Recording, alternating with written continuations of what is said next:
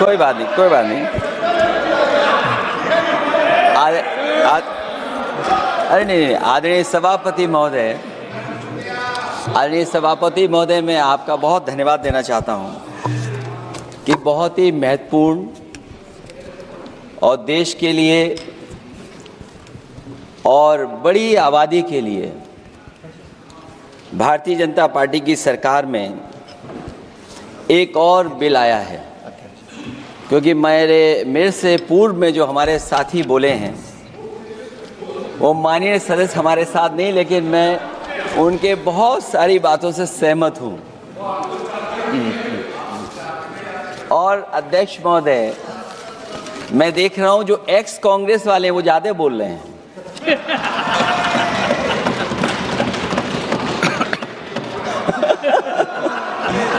आदरणीय अध्यक्ष महोदय,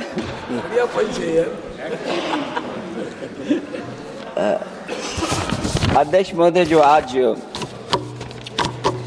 बिल पेश हुआ है,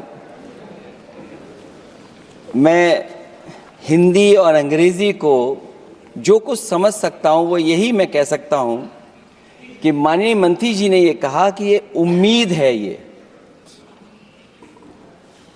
ये उम्मीद कैसे बना है, अंग्रेजी में भी मुझे समझ में नहीं आ रहा कि उम्मीद है, ये हिंदी में भी समझ में नहीं आ रहा कि ये उम्मीद है। यूनिफाइड वक्फ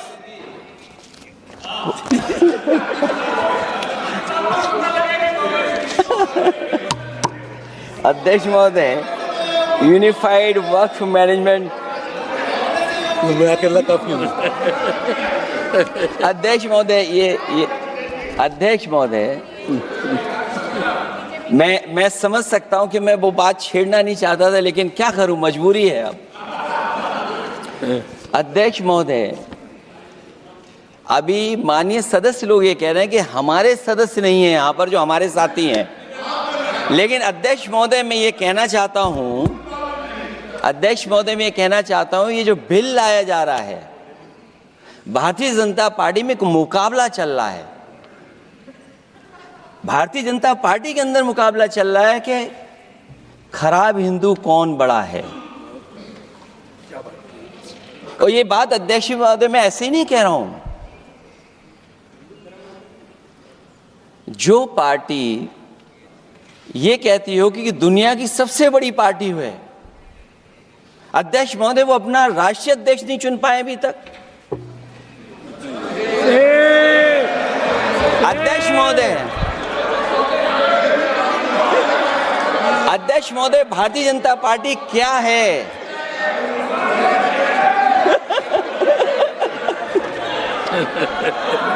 जी, मैं अखिलेश जी ने बहुत हंसते हंसते कहा है, इसको हंसते हंसते जवाब देना।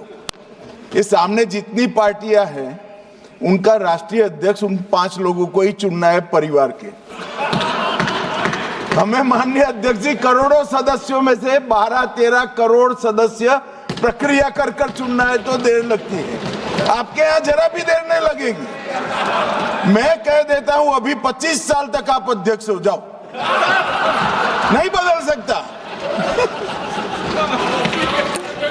अध्यक्ष महोदय, क्योंकि जो बात निकल के आई है वो मैं फिर आगे बढ़ा दूं। अध्यक्ष महोदय, जो बात सोशल मीडिया या और जगह गुपचुप हो रही है, कहीं ऐसा तो नहीं था कि अभी कुछ दिन पहले यात्रा जो हुई है वो कहीं 75 वर्ष की एक्सटेंशन वाली यात्रा तो नहीं थी।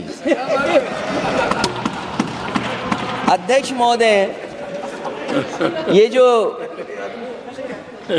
इस बार जो वक्फ बिल आया है, नाकामी का पर्दा इस बार है वक्फ बिल। और नाकामी कोई एक आध नहीं है, मैं कई नाकामियां बता सकता हूं। अभी मैं माननीय सदस्यों को सुन रहा था, वो पुराने कई बिल उनके बारे में चर्चा कर रहे थे कि कितने प्रोग्रेसिव बिल लेकर के आए हैं। मुझे याद है मैं उत्तर प्रदेश में उस समय था और मुझे लगा कि शायद इनकी वो बात ठीक होगी।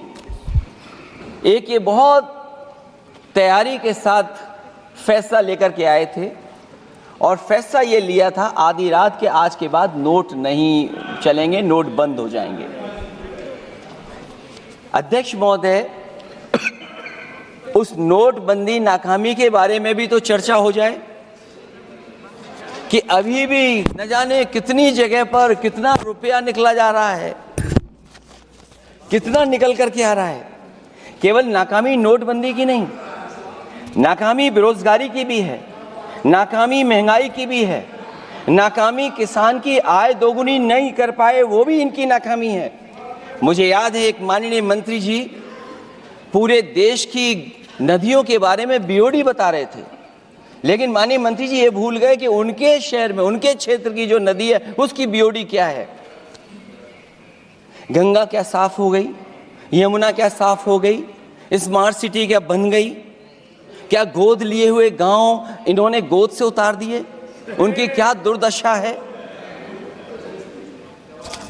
इसलिए मैं कहना चाहता हूं, ये नाकामी का पर्दा इस बार वक्फ बिल बना है। और सबसे बड़ी बात तो यह है कि जिसके लिए फैसला होना है उसकी बात को अहमियत न देना भी नाइंसाफी है। अध्यक्ष महोदय, नाकामी केवल यहां तक नहीं है। और भारतीय जनता पार्टी क्या है, मैं केवल एक पुरानी घटना याद करता हूं। एक बार फैजाबाद अयोध्या में एक कार्यक्रम था, उसमें बड़ी तैयारी की गई थी और तैयारी के साथ कलाकार मुंबई से बुलाए गए थे। हो सकता है वो सहमति दिल्ली से ना रही हो, केवल लखनऊ की सहमति से हो रहा हो कार्यक्रम। और जब कार्यक्रम की पूरी तैयारी हो गई, भगवान श्री राम बनकर के कोई आ गया, लक्ष्मण बनकर के कोई आ गया, माँ सीता भी बनकर के कोई आ गया, हनुमान जी और भगवान हनुमान भी बनकर के कोई आ गया। लेकिन जब लखनऊ से वो हेलीकॉप्टर उड़ा और अयोध्या पहुंचा तो सब लोग थे, लेकिन उसमें हनुमान नहीं थे। अध्यक्ष महोदय, मैं भारतीय जनता पार्टी के लोगों से कहूंगा कि जानकारी करिए कि आखिरकार भगवान श्री राम थे, लक्ष्मण थे, सीता थी, लेकिन हनुमान क्यों नहीं थे? हनुमान इसलिए नहीं थे, शायद उनकी जात या धर्म कुछ और था। अध्यक्ष महोदय, ये देश मिली जुली संस्कृति से चला है। कुछ हमने सीखा, कुछ उन्होंने सिखाया। और जो लोग ये कहते हैं कि हम सबको बराबरी का हक देते हैं, अभी कुछ दिन पहले ईद निकली है। अध्यक्ष महोदय, वो परंपरा रही है, न केवल मैं जाता हूं बल्कि कोई दल का नेता ऐसा नहीं न जाता हो उस कार्यक्रम में शामिल होने। भारतीय जनता पार्टी के जो मुख्यमंत्री, उप मुख्यमंत्री, वो भी जाते हैं, उप मुख्यमंत्री, सभी धर्मों के नेता आते हैं। लेकिन पता नहीं इस बार क्या साजिश थी, षड्यंत्र था कि वहां पर कुछ पाबंदी लगी हुई थी। अगर किसी कारण पाबंदी लगी हुई थी तो बात समझ में आती है, लेकिन जब जानकारी हुई है, किसी को नहीं पता था कि पाबंदी क्यों लगी है कि आप नहीं जा सकते वहां पर कार्यक्रम में शामिल होने। क्या यही भारत है, यही संविधान हमें रास्ता दिखाता है?